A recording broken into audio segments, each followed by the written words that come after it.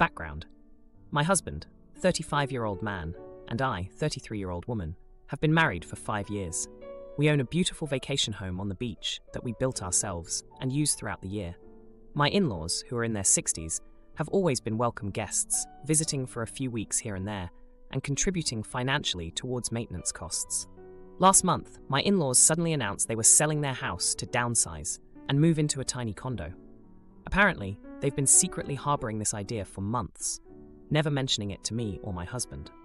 They plan to close on the sale in 2 weeks and then move into our vacation home for 6 months while they figure things out. I was floored. This house is our sanctuary, not a retirement home extension. We use it frequently, have friends and family booked to visit throughout the year, and rely on the income it generates during peak season. My in-laws, on the other hand, haven't lifted a finger on the property themselves and contributed only minimally. My husband, bless his sweet heart, is more understanding. He feels bad for his parents and believes we can make it work.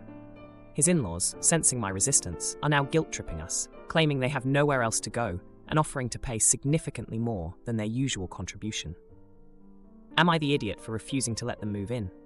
On one hand, I feel obligated to help family in need, but on the other, this feels like an outrageous imposition on our personal space and finances.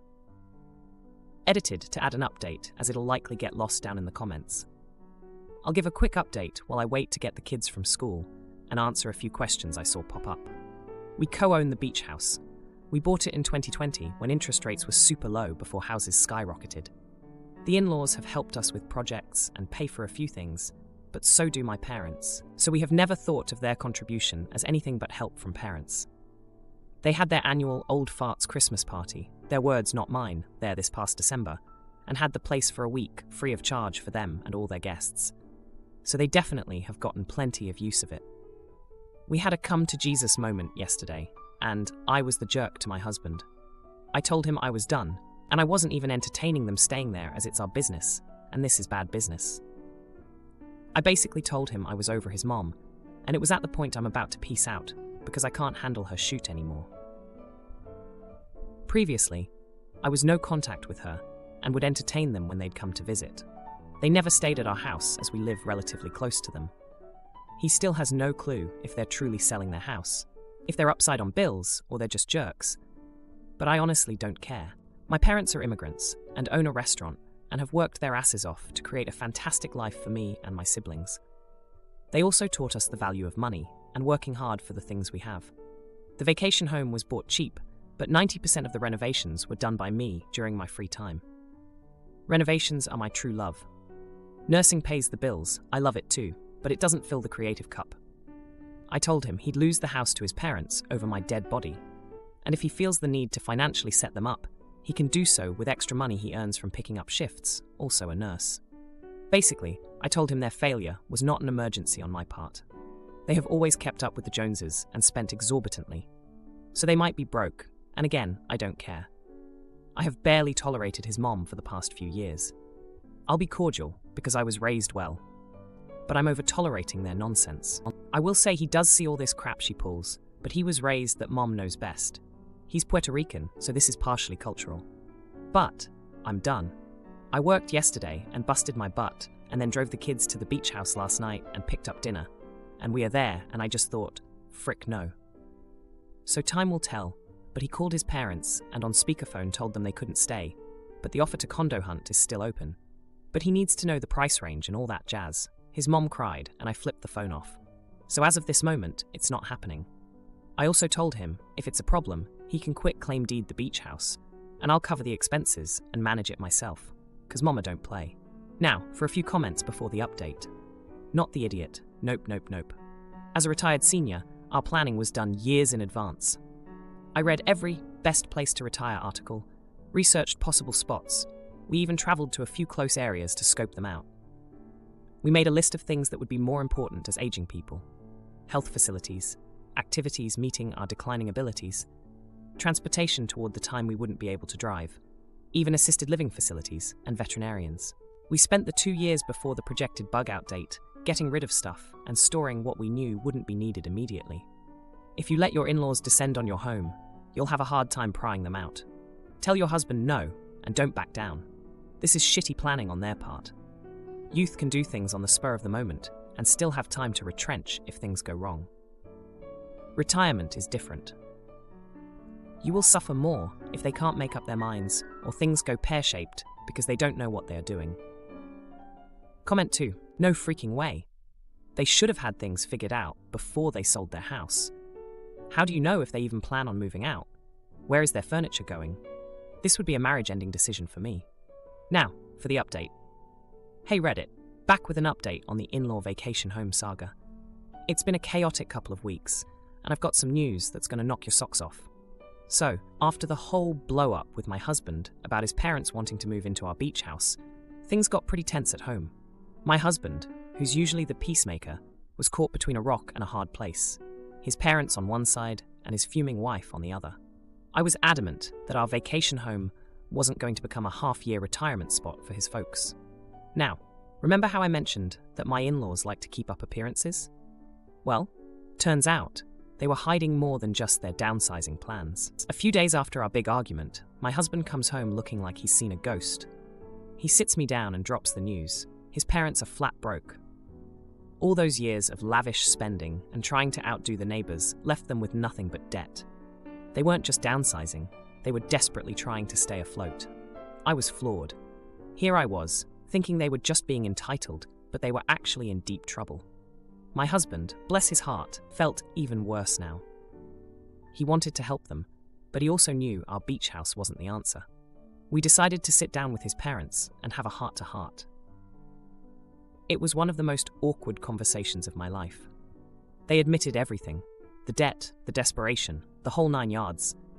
They even confessed that they'd hoped living with us would help them get back on their feet without having to spill the beans about their financial mess. But here's where it gets juicy. During this whole emotional roller coaster, my husband's sister, who's always been the black sheep of the family, reached out to us. She'd heard about the situation and wanted to offer her help. Turns out, she'd been quietly successful with her own business and had some money set aside. She offered to help our in-laws with a down payment on a condo, but she had one condition. They had to come clean about their finances and get professional help to manage their money. You could have heard a pin drop when she laid out her offer. My in-laws were stunned. They'd always looked down on her for not following the traditional path, and now she was their lifeline. It was a humbling moment for everyone. But wait, there's more. Just when we thought things were starting to settle down, another curveball came our way. My husband's parents, in a last-ditch effort to maintain some control, suggested that they move into the condo and we sell them the beach house for a fraction of its worth, promising they'd turn their lives around with this investment. I nearly lost it. After everything, they were still trying to manipulate the situation. I put my foot down, hard. I told them there was no way that was happening. The beach house was our blood, sweat, and tears, not a bargaining chip for their mistakes. The confrontation was intense. Voices were raised, tears were shed, and in the end, my husband stood by me. He told his parents that while we would support them in finding a new place, the beach house was off limits. So, as of now, they've reluctantly accepted his sister's offer. They're working with a financial advisor and looking at condos within their new budget. My husband and I are still reeling from the drama, but we're holding strong. Our beach house remains our sanctuary, and we're keeping it that way. And just when I thought we could breathe a sigh of relief, my husband gets a call from his mom. She's found a condo, all right, but it's in the same complex as our vacation home.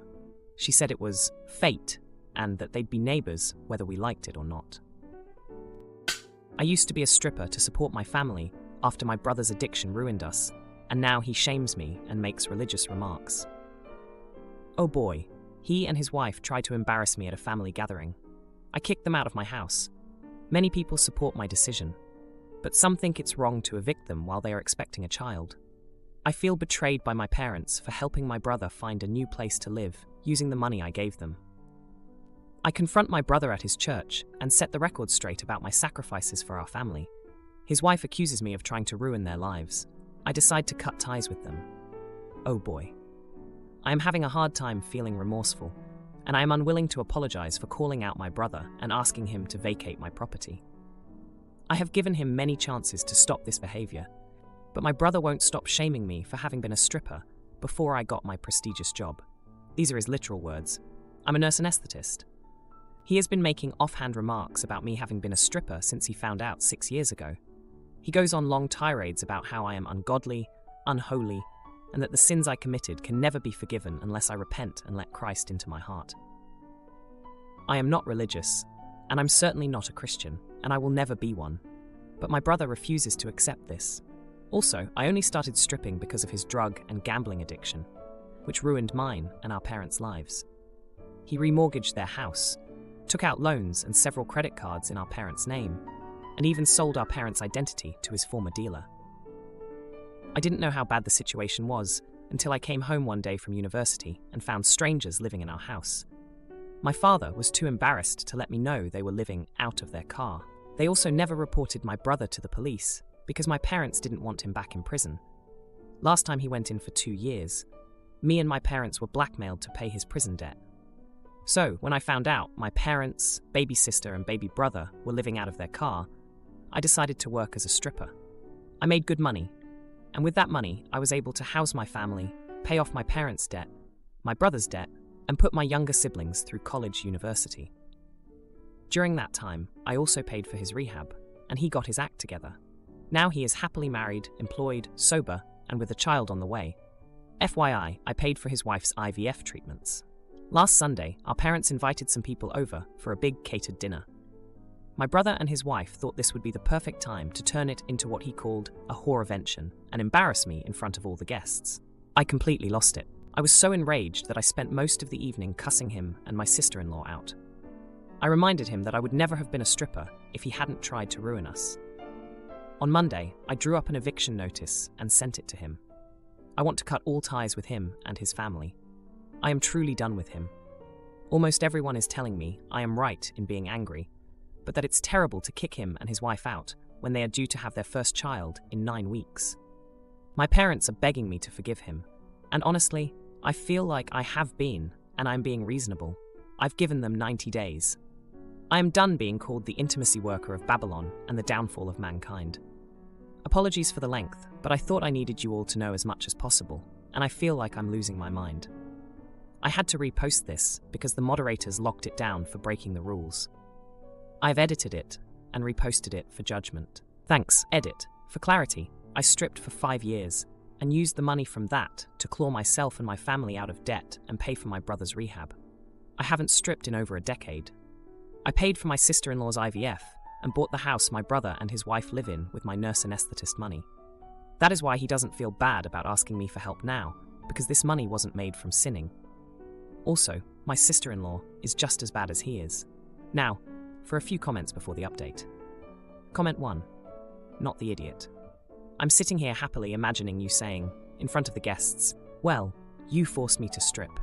If you hadn't remortgaged the house, making my entire family literally homeless, all so you could get more drugs, then I wouldn't have had to find the fastest way to earn the most cash to literally put a roof over our heads. I'm so glad you are now so noble and wonderful. Move out of my house and pay me back the thousands of dollars you owe me. You are. He's a bigger AH because not only is he using this against you, he's incredibly insecure and using bullying tactics to hide his own lack of capacity. Talk about a small weenie syndrome. Comment 2. Not the idiot. Oh my god. What horrible people. No one should be judged by what they have to do to survive. And even then, it's nothing to be ashamed of. You were able to help your family in so many ways. It's extremely respectable. Your brother and sister-in-law sound very ungrateful and cruel. I would have cut ties when he made my parents homeless, so more respect to you for being so kind. Frick them. 90 days is plenty. If they wanted to live there, they shouldn't have treated you like that. Plain and simple. Now for the update. Hey Reddit, it's been 3 months since my last post, and boy, a lot has happened. I'm still struggling with feeling remorseful, and I'm not about to apologize for standing up to my brother. Despite everything, he just won't stop shaming me for my past as a stripper, even though I've moved on to a career as a nurse anesthetist. Let's dive into the new developments. After I sent the eviction notice, things got even more heated. My brother tried to play the victim, telling everyone who would listen that I was the cruel sister, kicking him out with a baby on the way. But let's not forget, this is the same brother who nearly destroyed our family with his addiction. The heartbreak hit when I found out my parents were secretly helping him look for a new place, using the money I'd given them for emergencies. It felt like a betrayal, considering how much I'd sacrificed for our family. I couldn't believe they were taking his side after everything. But the real jaw-dropper came when I discovered my brother had been spreading lies about me at his church, painting me as some fallen woman who needed saving. It was infuriating to hear that after I'd worked so hard to rebuild our lives, including his. The confrontation was inevitable. I went to his church and set the record straight in front of his congregation. I told them about the sacrifices I made to save our family from his mess. The room was silent, and my brother, he just stood there speechless. Now, let's rewind a bit to give you some context. My brother's addiction wasn't just a phase. It was a destructive force that lasted years. He'd been in and out of rehab, funded by me, and each time we thought he'd turned a corner, he'd slip back into old habits. His wife, who should have been his rock, was just as bad, enabling his behavior and even joining in on the shaming. Back to the present, my brother's wife, who I'd helped with IVF treatments, decided to confront me. She accused me of trying to ruin their lives and said I was jealous of their happiness. Can you believe that? After everything I'd done for them, this was the thanks I got. The situation escalated when she tried to slap me, but I dodged it. I told her that I was done being the family's ATM and that they needed to learn to stand on their own 2 feet. It was a moment of liberation for me, but it also marked the end of any relationship we had. In the midst of all this, my younger siblings, who I'd put through college, stood by me. They reminded me that I wasn't alone and that they appreciated everything I'd done. It was a small comfort, but it meant the world to me. As the 90-day eviction deadline approached, my brother finally started to show some remorse. He came to me, begging for forgiveness, saying he'd seen the error of his ways. But after years of his insults and tirades, his words felt empty. I'd given him so many chances, and each time he'd thrown them back in my face, I stuck to my decision, and as the day came for them to leave, I watched as they packed up their things. It was a bittersweet moment. On one hand, I was freeing myself from their toxicity, but on the other, I was watching my brother, who I once loved and protected, walk out of my life. In the end, my brother and his wife moved out, and the house felt eerily quiet. I'd stood my ground, but at what cost? My family was fractured, and while I knew I'd done the right thing, it didn't make the situation any less painful. So here I am, 3 months later, still picking up the pieces. My parents are slowly coming around, realizing that I had to take a stand. My younger siblings are my rock, and I'm focusing on my career and my own well-being. My brother lives rent-free in our parents' basement, but he accuses me of being selfish and not caring about his kids. Oh boy, he got a big surprise when he snooped through my stuff. My brother, who is 32 years old, has been knocking up his wife, who is also 32 years old, since they were in high school. Their oldest is now 13, but they have 3 more children. She is a stay-at-home mom, and he works as cleaning staff at a FIFO camp. It's pretty good money, but they waste a lot of it. They have multiple gaming systems, and the 2 oldest kids have very new iPhones. I, who am 28 years old, live in the loft above my parents' garage.